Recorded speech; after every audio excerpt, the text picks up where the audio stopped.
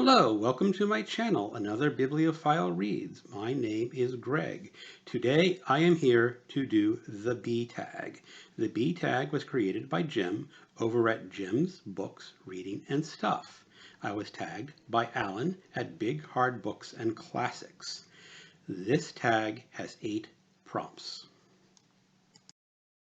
Prompt number 1. B is for Bildungsroman. Do you have a favorite Bildungsroman or coming-of-age story? I had to think about this a little, but I'm going to pick A Clockwork Orange by Anthony Burgess. This book, depending on the edition you have read, may not qualify as a Bildungsroman. That is because the original American editions only had 20 chapters.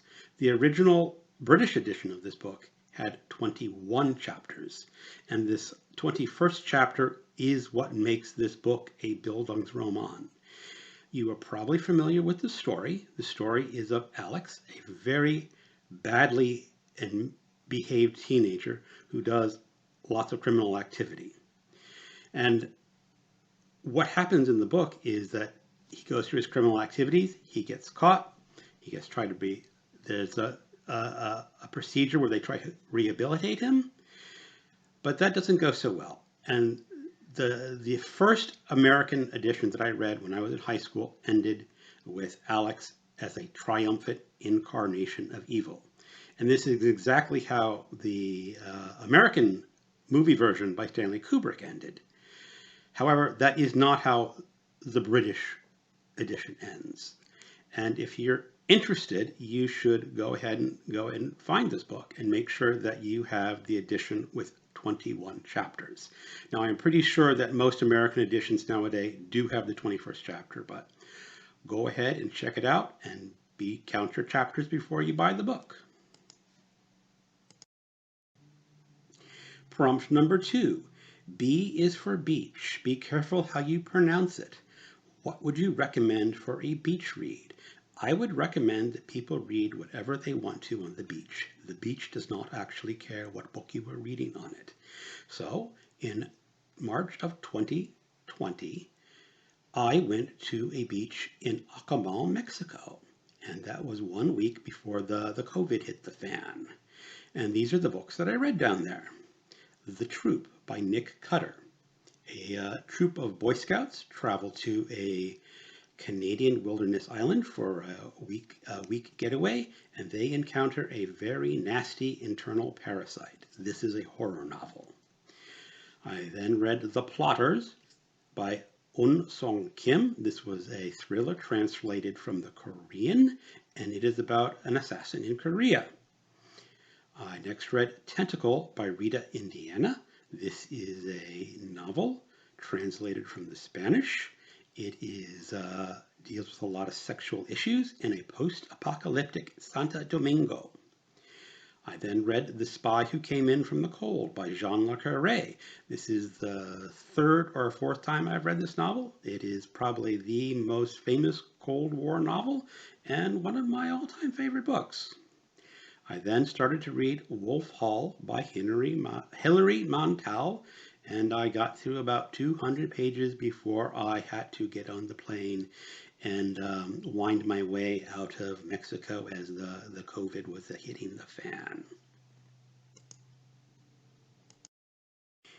B is for Beagle, not a prompt, but a chance to see our Beagle, Abby. I don't have a Beagle, but I do have a cat named Teddy. Hey, Teddy, kitty, kitty, kitty. Where's Teddy?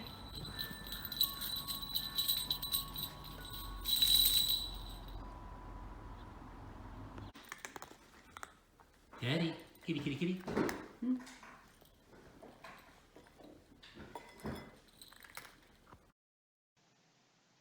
Teddy was a stray cat I took in about 3 years ago. He came to our back door one day and he decided not to leave. I'd originally wanted to send him out for an adoption because at the time I had 2 dogs and 2 cats and a rabbit, but Teddy had other ideas and he decided he was going to come to live with us. Prompt number 3. B is for best. What is the best book you have read this year so far? I have already shown this book at least twice before, and I'll probably show it a couple more times. J.R. by William Gaddis. This is an enormous book. It is 770 pages. It has about 50 pages of narrative, and the rest is unattributed dialogue. It is a satire of American business practices and is one of the best books, not only of this year, but probably the last 10 years. It won the National Book Award in 1975. I can highly recommend it, but it is not an easy read. Prompt number 4. B is for bookshop or bookstore. Do you have a favorite bookstore? There are two really excellent bookstores that I've been to in this country. One is the Strand in New York City, and that is just a fabulous place to go. I have not been there in 15 or 18 years or somewhere along that line, but maybe I'll get back to it one day. Another bookstore on par with the Strand is Powell's Books in Portland, Oregon. Again, this is a huge bookstore. It contains new books, it contains used books, and it's basically a whole city block that's taken up by a bookstore. I highly recommend, if you are ever in Portland, to visit this bookstore. I know I want to visit it at least once more before I leave the West Coast. Closer to home, there is a bookstore in Seattle, Elliott Bay Books. This is a much smaller bookstore, but it is a very well-stocked bookstore. It is not a Barnes & Noble. They have an excellent literature section where you can find authors that you will not find in a typical chain store. Prompt number 5. B is for banned books. Is there any book you think that should be banned? No, books should not be banned. There are bad books that people should not buy, but there are none that should be banned by local governments or federal governments. The books that you see nowadays that get on banned book lists tend to be books about sex for young adults and children, and even those I would not ban. Some people might consider banning books of problematic content that might contain violence, something along the lines of The Anarchist Cookbook. I still would not ban it. This book tells you how to build pipe bombs and smoke toads, but I've owned this book since the 80s and I've managed to avoid building bombs and smoking toads. Again, there are some very nasty books. I believe someone else has also mentioned like the Turner Diaries, which is just a nasty book of white supremacy. Still, I don't think that should be banned. When I was working for a bookstore in the 90s, I was actually doing the ordering for the bookstore, and someone had special ordered the Turner Diaries. And I had gone to the manager and said, "Do you want me to order this?" He thought about it for a while. He said, "Yeah, go ahead and order that. We don't want to be the gatekeepers." And I've strongly supported that opinion myself. Prompt number 6. B is for Bible. What is your favorite book of the Bible and what trigger warnings do you think it should have? Well, first of all, I do not believe in trigger warnings for any kind of book. So I would say no trigger warnings. As for the Bible itself, I am not religious, so I don't really read it as a religious text, but I do read it as a historical text. And one of the best reading experiences I have had with the Bible was actually coming off reading The Origins of Consciousness in the Breakdown of the Bicameral Mind by Julian Jaynes. And one of the chapters was on the Bible.